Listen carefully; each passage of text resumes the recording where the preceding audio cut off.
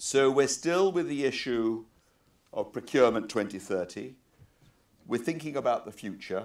And I want the first question to be about where you feel the great challenge is coming from for procurement. In other words, if you were to think of the problem that will need to be resolved for procurement genuinely to create wealth for the world over the next 10 to 15 years, what is that challenge? I think it's Richard Rumelt who defined strategy as problem definition, not setting goals and reaching them, not executing strategies, but identifying the challenge or the problem that needs to be solved. And I think Chris hinted at this, that the board very often will send out an objective or an aim without any clue as to how it's going to be delivered. So I guess the question to you all is, what is the problem that will need to be solved? And if it were to be solved, would radically enhance the value of procurement to the business and indeed to the world.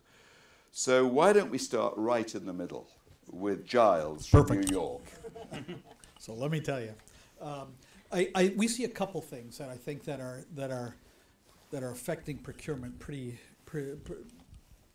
importantly.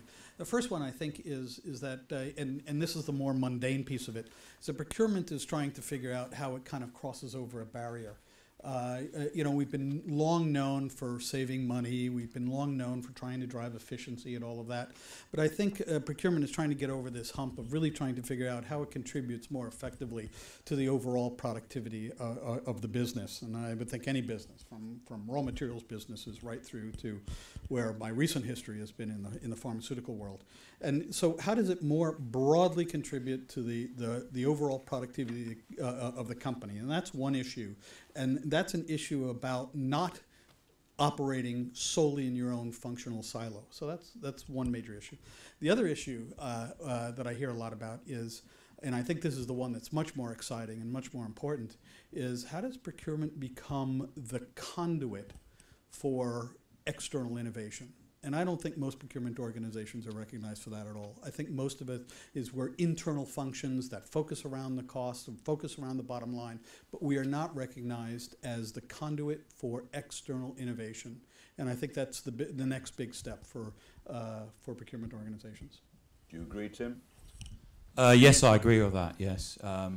My contribution is around talent. We're seeing now more people retiring than we are actually coming through. And I think organisations have to wrestle with this fact that there needs to be a succession plan in place to bring younger people through into procurement. And with the different values and the different motivations that they have, and bring those through.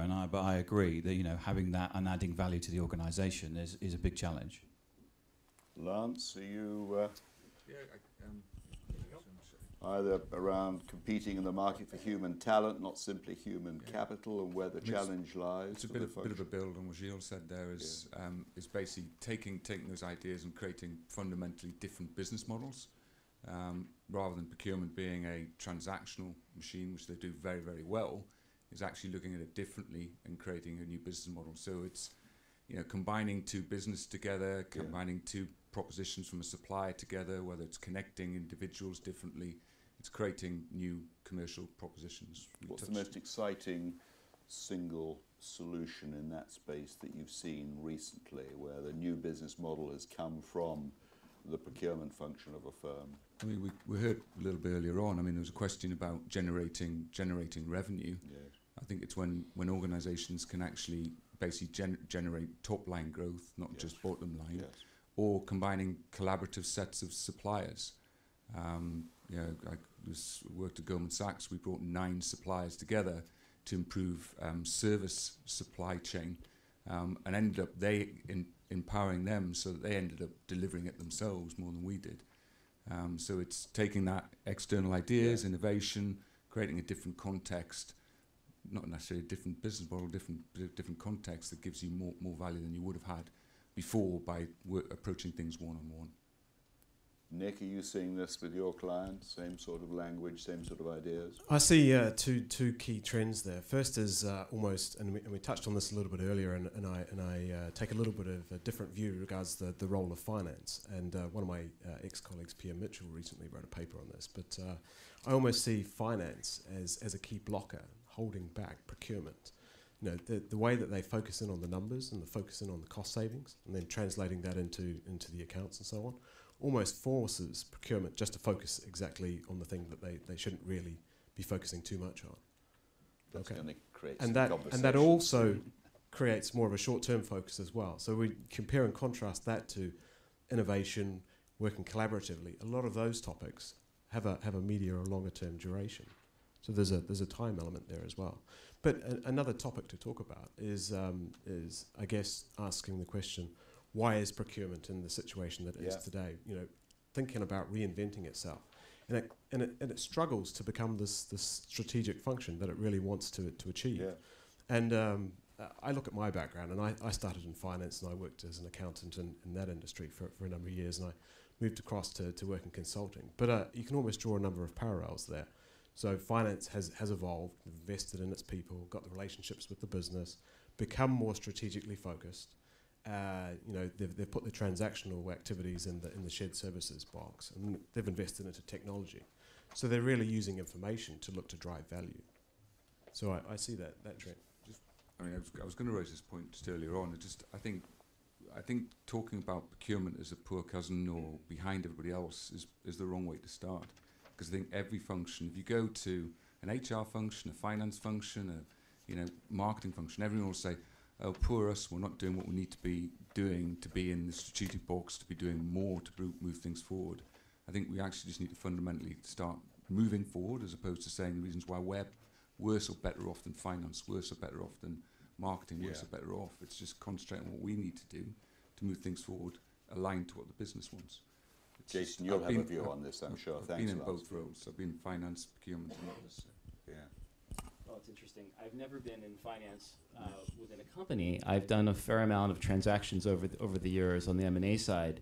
But I was trying to think of a metaphor, in a sense, for where procurement really needs to go. And having just turned 40, and Mark Pereira is not far behind me, I preempted the midlife crisis and purchased an old sports car. And I was reminded by driving older cars over the years, being a car buff, driving a Jeep Willys, driving an old Porsche, trying out a friend's new Porsche, that procurement is both a clutch and a transmission. And if we think about where we are right now, anybody who's driven an old car, an old manual transmission, kind of before synchromesh, knows that you've got to be very careful with the clutch as you shift. Then Porsche in the 1950s introduced the synchromesh transmission, which made shifting a lot easier. And obviously we've graduated today, but most automatic transmissions, which is I think where procurement really is metaphorically, are very poor at shifting. If you're driving into a corner, you're not where you want to be.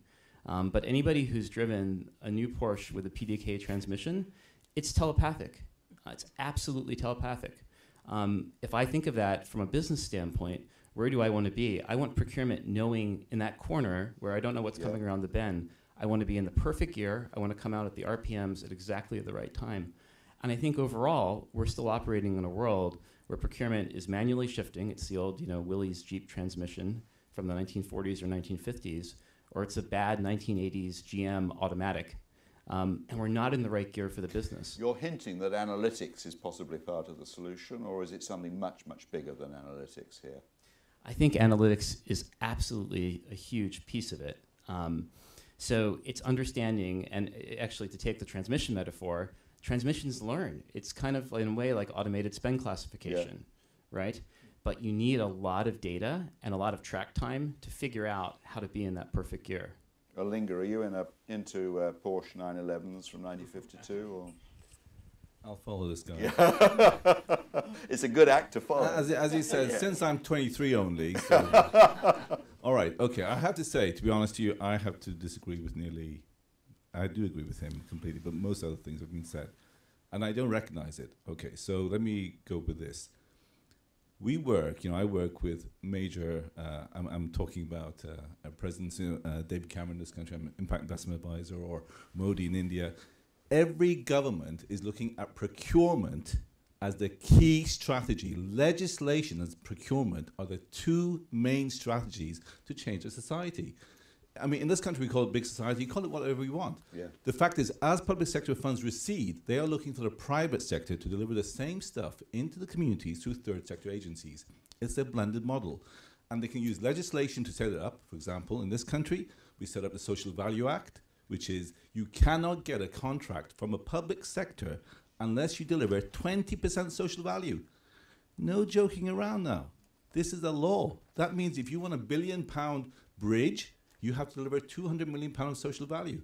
It's part of social impact EU legislation. If you're in India, the Modi have introduced a 2% CSR law. 2% of your profits must go to corporate social responsibility, and they're looking to that come out of procurement. Indonesia got 2%. UAE's got 2.5%. It's an Islamic law, and I can go on and on. Are these percentages only going to grow? Absolutely. So they are looking for procurement. You guys, you know, I retired many years ago. I'm really old, but I retired 2008. If someone had said to me before I retired, you know, I was in the private sector and all that, quoted companies and all that nonsense, but, you know, if someone said to me, you know, I was running, 9,000 staff, and they said to me, procurement is going to be central to the world, I would have laughed my socks off. I used to have an in-joke procurement dating site, you know, lots of self-harming people. You know, you know, it was just because procurement was seen in those days as a process, right? Within government, PQQITT, a kind of tendering process, it was never creative. Now, procurement is looked upon from government to deliver 20% social value, to transform society. And if you go to the yin to the yang, from the corporate sector, it used to be we only looked at you know, I was CEO of you know, a couple of listed companies of my own, and if you look, you only looked at financial value.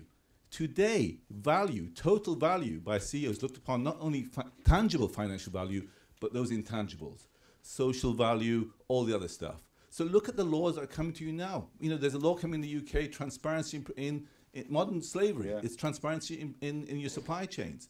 So as the CEO, no longer is your share price determined by how well you did as a financial thing. Look at Twitter, makes no money, bombs out, but with loads and loads of value, because they're looking to the social value that they bring into society, etc. So as your CEO, I would have said, where's my biggest power? That is in procurement. That is where I can ensure that my budget will deliver significant value to raise that share price, because that's all I would have cared about.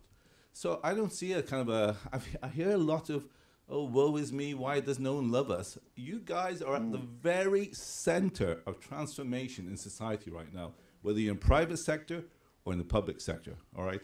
And that, take your mantle, it's a great destiny. I mean, I wish I was in procurement now. Yay.